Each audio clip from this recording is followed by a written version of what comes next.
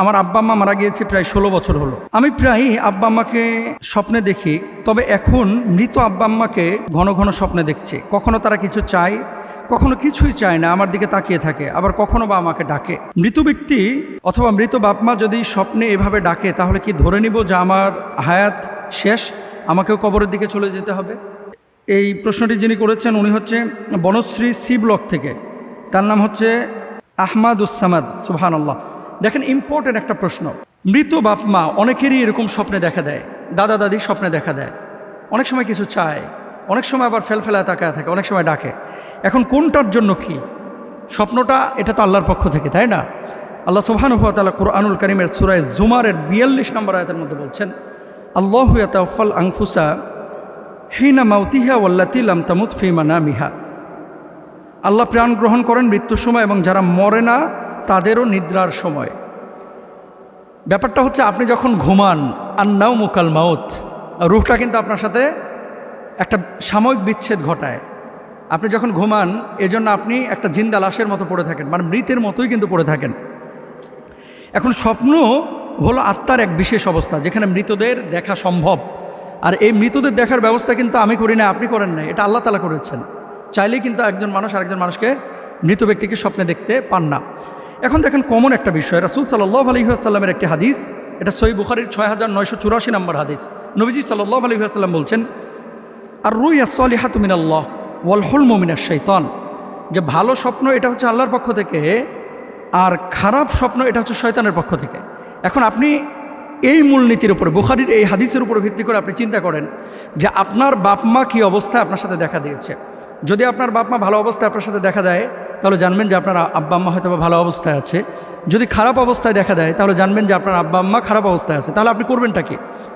আও ওয়ালাদিন সালিহান ইয়াদউ লা, বাপমার জন্য দোয়া করেন, রব্বির হামহুমা কামা রব্বায়ানি সগীরা বলে, আল্লাহ আপনি আমার বাপমাকে ক্ষমা করে দেন, সেভাবে লালন পালন করেন যেভাবে ছোটোবেলায় আমাকে লালন পালন করেছেন। এটা হচ্ছে আপনার করণীয়। খারাপ স্বপ্ন যদি দেখেন, আর ভালো স্বপ্ন যদি দেখেন, ধারণা করতে পারেন যে আপনার বাবা বা মা ভালো অবস্থায় আছে, কিন্তু এটা গ্যারেন্টেড না। এটা গ্যারেন্টেড নয় যে আমার আব্বাকে ভালো অবস্থায় দেখেছি, এর জন্য আমি আর কিছু করার নাই, বাপমার জন্য কিছু করব না, আমি আমার মতো চলবে, এমনটা না। এরপর আসেন যে বাপমাকে এভাবে বারবার স্বপ্ন আপনি দেখছেন, দেখার পরে আপনার মূলত করণীয় কী? তো করণীয়, ভালো অবস্থায় দেখলে কি করবেন, খারাপ অবস্থায় দেখলে কি করবেন, এটা তো বলেই দিলাম।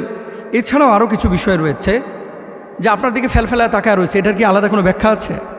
এটার আলাদা কোনো ব্যাখ্যা যেহেতু রাসূল সাল্লাল্লাহু আলাইহি ওয়াসাল্লাম থেকে আমরা পাই না, বলতে পারবো না।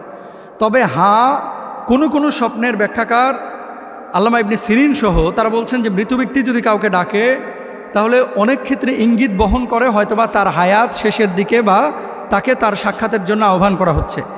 এর মানে এটা না যে আপনি 100% ধরে নেবেন যে আপনাকে মৃত ব্যক্তি ডেকেছে, মানে 10 দিনের মধ্যে আপনি মারা যাবেন, ব্যাপারটা এরকম না কিন্তু। এখন আপনি করবেনটা কি? দেখেন, মৃত্যু এটা হচ্ছে মুমিনের জন্য তওফা, এটা হাদিয়া। মৃত্যু আসা, মৃত্যু বরণ করা, এটা মুমিনের জন্য ভয়ের কোনো কারণ না, এটা ভালো জিনিস। কারণ মুমিন মরার সঙ্গে সঙ্গে ইয়া আইয়াতুহান নাফসুল মুতমাইন্না ইরজিই ইলা রাব্বিকা রাদিয়াতাম মারদিয়া, আপনার রবের সাক্ষাতে তো আপনি যাচ্ছেন, তাই না? তো মৃত্যু কিন্তু খারাপ না, সুবহানাল্লাহ। এখন মৃত্যু আসবে, মৃত্যুবরণ আমাদেরকে করতেই হবে। আপনি করবেনটা কি? মৃত বাপমার জন্য 1 নম্বর হচ্ছে দোয়া এবং সাদাকা করবেন, ফকির মিসকিনকে খাওয়াবেন, কিছু দান সাদাকা করবেন। মানসিক স্মৃতি থেকে কিন্তু অনেক সময় এই স্বপ্নের উদ্ভব ঘটে, যেটা বিজ্ঞান বলছে। একটা জিনিস যখন বারবার আপনি বেশি ভাববেন, তখন এটা স্মৃতিস্ফটে, মনস্তাত্ত্বিকভাবে কিন্তু এটা আপনার ওই রুহানি জগৎ থেকে আপনি স্বপ্নটা দেখেন, এরকম বলে থাকেন। কোনো ভুল কাজ থেকে ফেরানোর ইঙ্গিত হয়তো বা আপনার বাপমা দিচ্ছেন, হয়তো বা আপনি বাপমা জীবন দশায় নামাজ পড়েছেন, ভালো কাজ করেছেন, এখন আর করতেছেন না, এজন্য বাপমা এই রুহানি জগৎ থেকে আপনারা সতর্ক করছেন যে আপনি আবার ভালো পথে ফিরেন ইনশাআল্লাহ। আল্লাহুম্মা গফির লাহুমা ওয়ারহামহুমা, এই দোয়াটা বেশি বেশি পড়বেন। রব্বির হামহুমা কামা রব্বায়ানি সগীরা, কোরআন তেলাওয়াত বেশি বেশি করবেন। বাপমার পক্ষ থেকে যদি কোনো ঋণ থাকে, ঋণটা আদায় করার চেষ্টা করবেন ইনশাআল্লাহ তাআলা। আর স্বপ্নে যদি কোনো কিছু চায় বাপমা, যে আমার জন্য উমরা করো, হজ করো, সম্ভব হলে করবেন, যদি সম্ভব না হয় তাহলে আপনি তাদের জন্য আল্লাহর কাছে দোয়া করবেন।